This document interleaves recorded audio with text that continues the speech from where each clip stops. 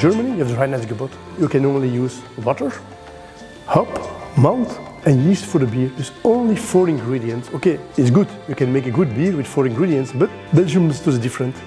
We use like fruit, we use spices, chocolate, whatever you can imagine. It's not poison. You will find it in a beer. We were occupied by every nation in Europe. We were occupied by the French, by the Germans, by the Spains, by the people from Austria, even by the Dutch people. And what we did, we always kept our own traditions, our own soul, but every nation that occupied Belgium brought something to Belgium, and when it was good, we stole it and we integrate in our own cultures, also in our beers. So we have like a huge variety of beers. We brew lambic here in brewery Timmerman. As you can see, here in the middle is our mash kettle. This is where we're gonna mix our water and our grain together. That's what we're gonna do to start the brew and to start to make lambic.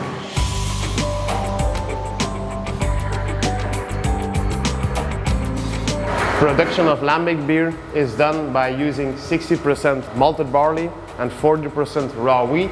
We mix that with water like any other brewery, but what makes lambic special is that we're talking about spontaneous fermentation, which means we don't add any yeast. Yeast drops in the beer and inoculates it on the cool ship and then ages in between 1 and 3 years in wooden barrels.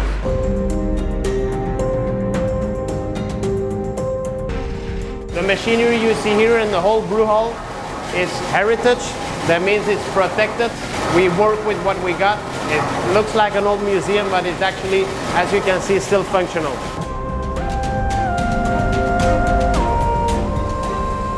So here I'm next to our boiling kettle. As you can see, the boiling kettle is completely filled with 135 hectoliters of beer. So now it's time to add our hops. These are Belgian Goldings hops. They are aged hops.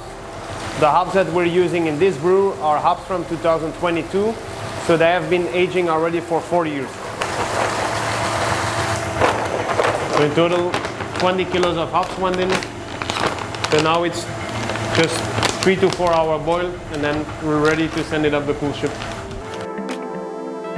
The cool ship that you see here can have 220 hectoliters if completely filled. It's Europe's biggest cool ship, completely made out of copper, unshallow, so more surface area for the yeast and the bacteria to settle in, and more surface for it to cool down as quick as possible.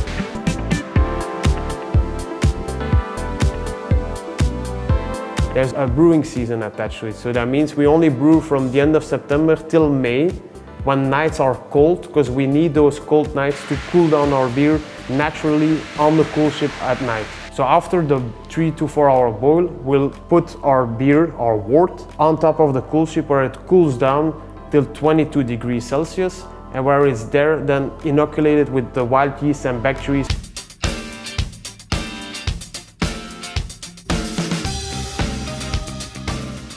Even we started after the Roman times, people, especially women, they were brewing beer at home. Around 800, like with Charlemagne, the great emperor, there was like an industrial kind of beer production. And also in the monastery, the monks start to create a beer. At the time, there was no hop in the beer. Around 1400, more or less, hops was coming from the eastern of Europe, and hops was used to conserve the beer in the first place. And before we had hops, the beer was made with groot, like a mix of several herbs and spices, just to conserve the beer. And groot, you cannot make it yourself, you have to buy it with the groot house, with like the person who has the license to produce and to sell groot. It was a kind of form of taxation.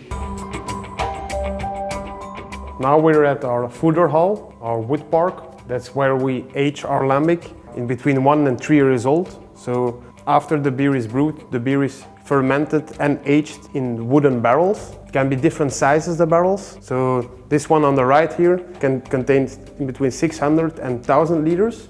And the big ones we call foeders, those are more 4,000 to 5,000 liters. Beer ages in here and loses a bit of liquid during the aging. It's called angel share. So that means that every few months we need to refill those barrels. The base beer is our lambic. After aging it in wood for 1 year, we add 300 grams per liter of cherries to it. which transforms the lambic into Krieke and is then used to blend to get our lambic and stout, our collaboration with Guinness, or to be blended into our Oude Kriek, which is a Krieke of different ages re-fermented in a bottle.